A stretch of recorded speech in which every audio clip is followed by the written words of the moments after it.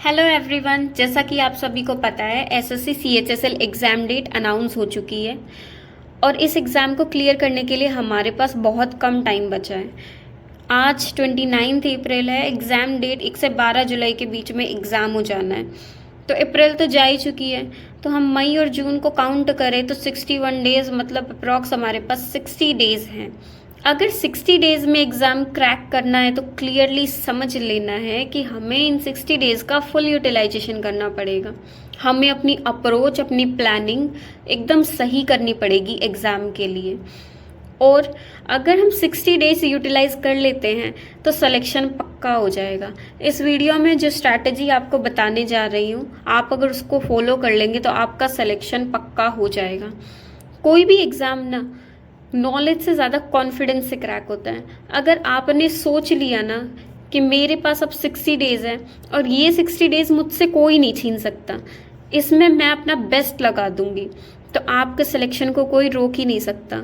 इन 60 दिनों में हमें कम से कम 9 से 10 घंटे एक दिन में पढ़ना ही पड़ेगा। आज इंग्लिश की स्ट्रैटेजी शेयर कर रही हूँ मैं आपके साथ। मैंने लास्ट ईयर के बहुत सारे पेपर्स प्रीवियस ईयर के एनालाइज किए, बहुत सालों के, और लगभग कॉमन पैटर्न एसएससी के एग्जाम्स में देखने को मिलता है।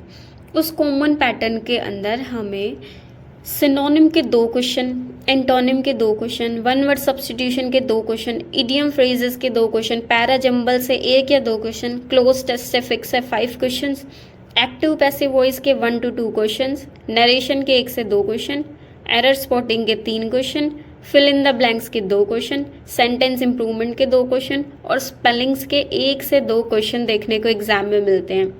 सेम पैटर्न हमारा मेंस का है। मैंने मेंस की भी काफ़ी एनालिसिस की। मेंस के एग्जाम में 2 चीज़ें ऐड होती है हमारे पास, एक तो होमोनिम और दूसरा कॉम्प्रीहेंशन। तो 12 क्वेश्चन कॉम्प्रीहेंशन के और होमोनिम के 1 क्वेश्चन हमारे पास होता है। तो पूरे एसएससी एग्ज़ाम के अंदर हमारे पास 25 क्वेश्चन होते हैं इंग्लिश के, और वो कैरी करते हैं 50 मार्क्स को। तो इंग्लिश को हम किसी भी तरीके से इग्नोर तो नहीं कर सकते हैं, तो हमें डेली 2 से ढाई घंटा तो इंग्लिश को देना ही पड़ेगा। तो हम किस तरीके से पढ़ें कि हमारा एग्ज़ाम क्लियर हो जाए, उसके लिए मैं आपके लिए बहुत शॉर्ट और एकदम एक्यूरेट टाइम टेबल लेकर आई हूँ। हमें इतना तो देना ही पड़ेगा। तो हमें रोज़ क्या करना है, डेली बेसिस के ऊपर हमें फ्रेजल वर्ब का 1 पेज पढ़ना है, जिसको पढ़ने में हमें मुश्किल से 20 मिनट लगेंगी। 20 मिनट इसलिए क्योंकि हमें वो याद भी करने होंगे, थोड़े थोड़े मगप नहीं करने, बट कंटिन्यूस हम रीड करेंगे तो हमें याद हो जाएंगे। वन वर्ड सब्स्टिट्यूशन हमें करने 30 पर डे के हिसाब से, जिसको पढ़ने में हमें 15 मिनट्स लग जाएंगे। स्पेलिंग चेक के काफ़ी क्वेश्चन आते हैं। बच्चे बोलते हैं कि स्पेलिंग चेक का जो टॉपिक है ना बहुत ईजी होता है, बट मिस्टेक्स उसमें बहुत ज़्यादा हो जाती है। तो हमें डेली 20 स्पेलिंग्स को पढ़ना होगा, जिसको पढ़ने में 10 मिनट लग जाएंगे। साइन और इंटो अलग से पढ़ने की ज़रूरत नहीं होती है। जब हम इंग्लिश के मीनिंग चेक करते हैं ना, तो मीनिंग के अंदर ही हमें सिनोनिम और एंटोनिम याद होने लग जाते हैं। तो उसके लिए हमें 1 पेज डेली पढ़ना है, 20 मिनट उसको लगेगी। एक्टिव पैसिव और नरेशन के क्वेश्चन तो ऐसे फिक्स है कि आने ही आने हैं पेपर में, तो हम क्यों ना उन टॉपिक्स पे ज़्यादा टाइम दें जिससे क्वेश्चन बनेंगे ही बनेंगे। तो हमें डेली 25 क्वेश्चन एक्टिव पैसिव के और नरेशन के हमें प्रैक्टिस करने हैं, जिसको प्रैक्टिस करने में 15 मिनट्स तो लगेंगी। तो 15-15-30 हाफ एन आवर के अंदर दोनों हो जाएंगे फिनिश। फिर हमें क्लोज टेस्ट के क्वेश्चन लगाने हैं, PYQs, ज़्यादा कुछ नहीं, PYQs के क्वेश्चन लगाएंगे हम क्लोज टेस्ट के, कम से कम 2। तो एक क्लोज टेस्ट में 5 क्वेश्चन आते हैं, 10 क्वेश्चन आपके पर डे के हिसाब से ये हो जाएंगे।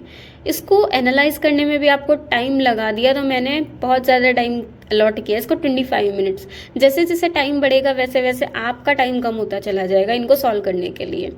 PYQ की प्रैक्टिस हमें करनी है, जिसको प्रैक्टिस करने में 10 मिनट लगेगी और रिविजन करना है 20 मिनट्स के अंदर। इसमें एक सेक्शन रह गया हमारा जंबल सेंटेंसेस, मैंने इसमें नहीं लिखा। जंबल सेंटेंसेस की भी हमें प्रैक्टिस करनी पड़ेगी। उसके क्वेश्चन भी फिक्स होते हैं, 2 क्वेश्चन अप्रोक्स आते ही आते हैं। और इसके अंदर मेंस के अंदर तो उनके मतलब 3 क्वेश्चन आते हैं अप्रोक्स। तो ये यहाँ पे देखिए प्री में 1 से 2 क्वेश्चन आते हैं और मेंस में 3 क्वेश्चन आते हैं। तो इनकी हमें डेली बेसिस पे प्रैक्टिस करनी पड़ेगी। इन सबको काउंट कर देना तो 150 मिनट्स होती है, जो कि 2.5 घंटा होता है टोटल। तो अगर हम 60 दिन कंटिन्यू 2.5 घंटा इंग्लिश को दे देना, तो इंग्लिश की वजह से तो आपका एग्ज़ाम फेल नहीं हो सकता, इंग्लिश की वजह से तो नहीं रुक सकते आप एग्ज़ाम में। इसी तरीके से मैं आपके लिए और भी सब्जेक्ट की स्ट्रैटेजीज शेयर करूंगी जल्दी ही। अगर आपको कोई क्वेरी हो तो कमेंट बॉक्स में कमेंट कीजिए, और इस फाइल की PDF मैं आपको डिस्क्रिप्शन बॉक्स में शेयर कर दूंगी, वहाँ से आप इन सब की डिटेल्स चेक कर सकते हैं। तो आपको कैसी लगी मेरी वीडियो कमेंट बॉक्स में ज़रूर बताना कमेंट करके। तब तक के लिए bye bye guys, have a good day and wish you all the best for your exam. हम आपसे जल्दी ही मिलेंगे और आपकी प्रिपरेशन काफ़ी अच्छी चल रही होगी।